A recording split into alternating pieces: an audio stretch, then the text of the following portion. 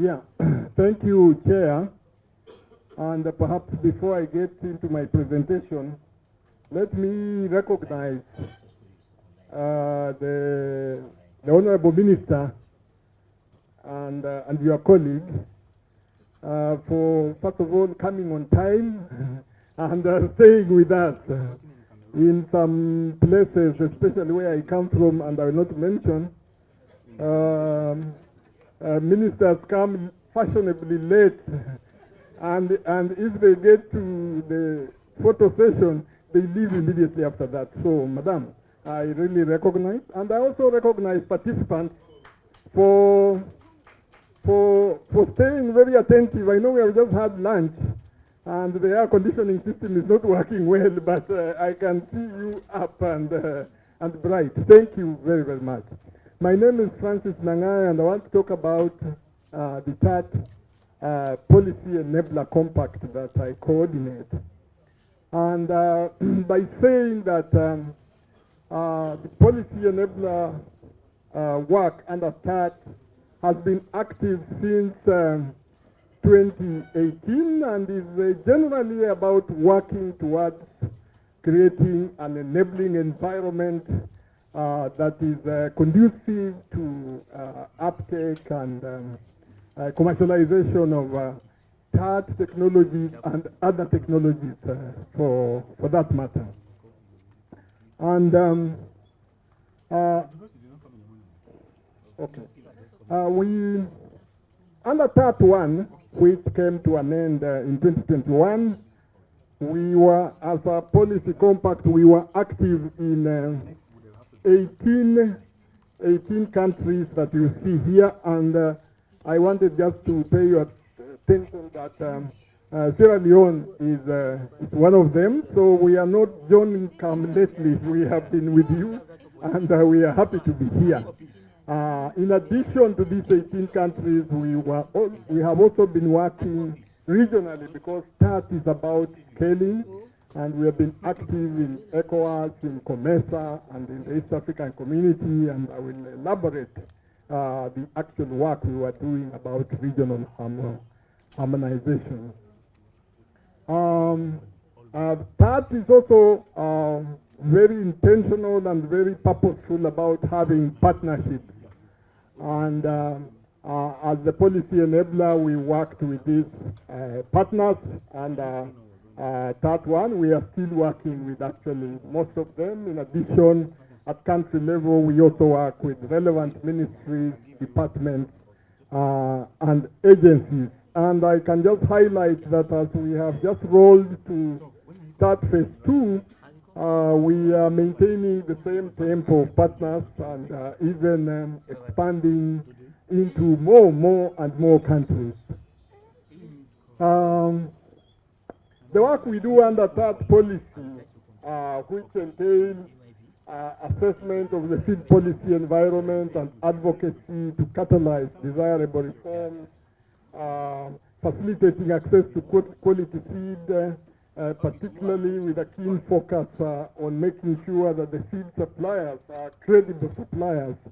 And we can only make sure this happens when we ensure that such suppliers are accredited and regional harmonization and supporting emergence of competitive value chains all converges to creating an enabling environment that I talked about at the very beginning.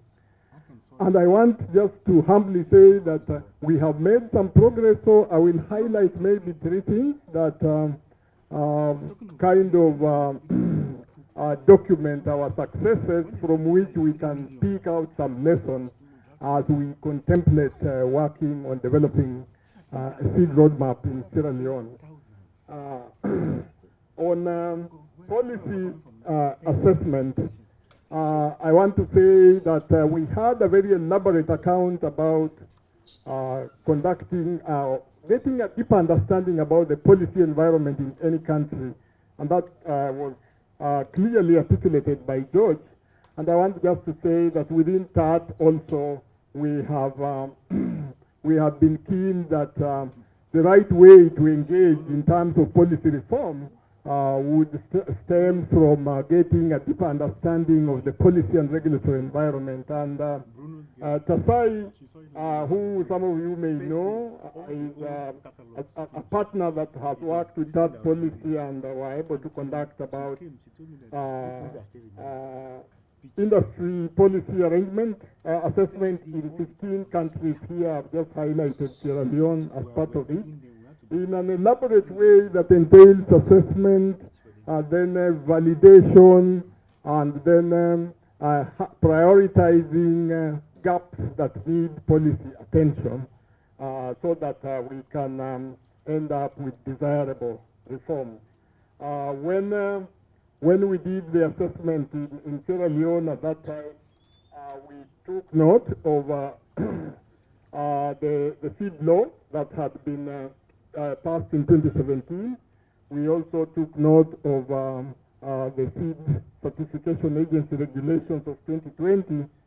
But we also appreciated, as Robert talked here earlier, that there were challenges of implementation, especially capacity for seed inspection.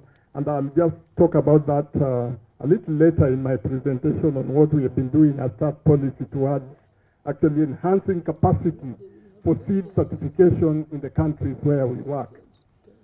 Still related to understanding the policy environment in countries where we work, I want just to highlight that the TAAT policy enabler, working very closely with the TAAT clearinghouse, did focus on conducting assessment of agriculture sector related policies in a number of countries here.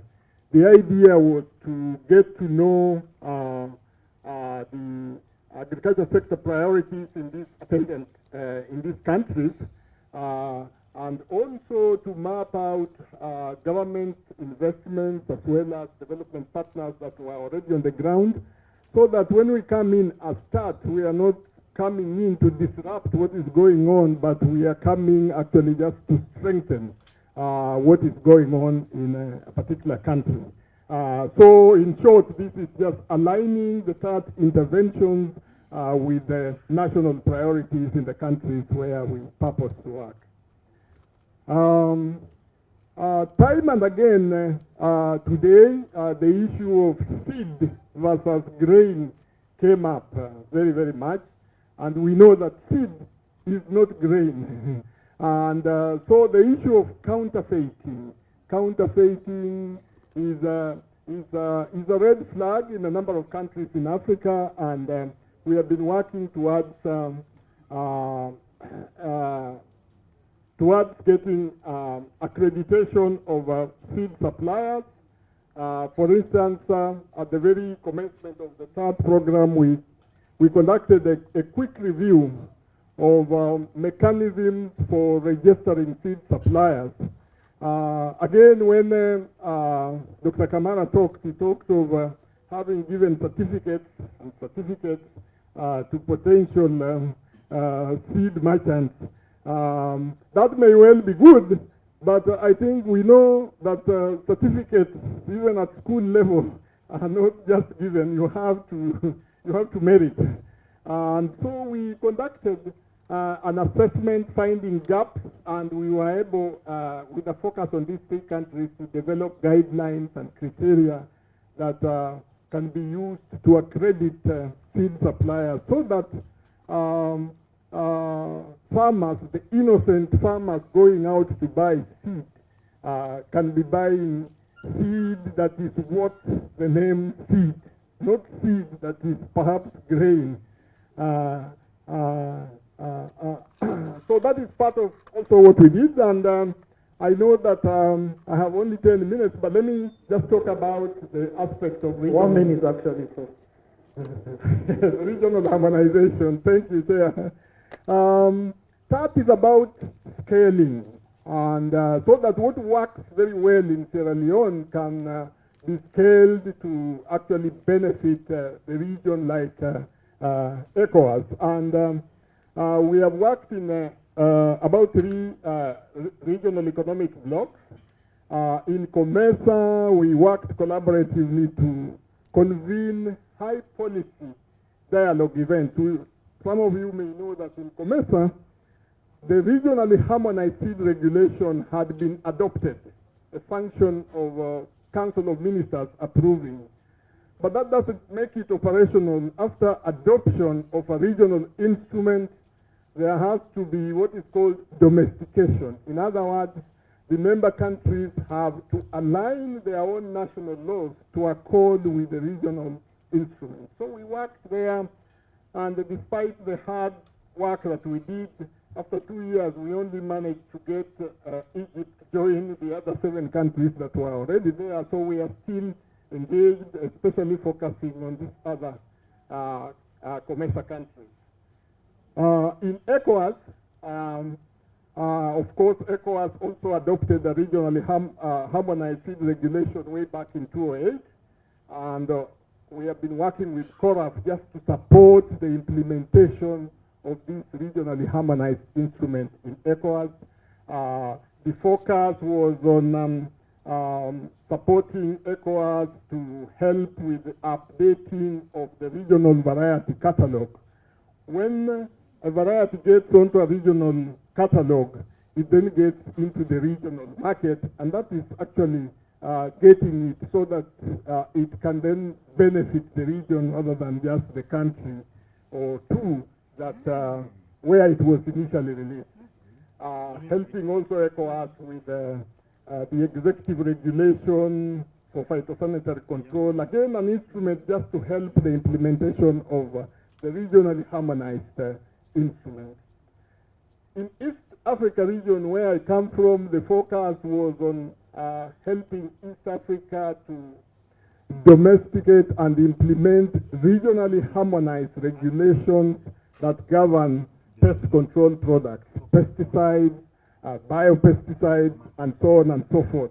And this was important because about 3-4 years ago, the talk on pest outbreaks on the continent was about the fall armyworm. The fall armyworm, and when the fall armyworm struck, farmers attacked these with all manner of things, some not working. And so the regional harmonization in East Africa helped guidelines, especially those that apply to biopesticides, to be adopted and domesticated in the region, where now pesticide companies have gone on to register more easily than it would have happened if it was not under a regional framework. I know my time is gone, but just remember, your time is over actually. Please summarize this. And if I can just go to thank you so that Mr. Chair, but before you clap, just look at this picture. It's amazing. This picture was about a training that the Policy Enabler Compact had organized for seed regulators, especially those from fragile states. And I know 2 people are from Sierra Leone who came and benefited from a week-long course on seed certification so that they can come and serve as trainers of trainers. And with those, Chair, thank you for allowing me an extra minute. Thank you so much.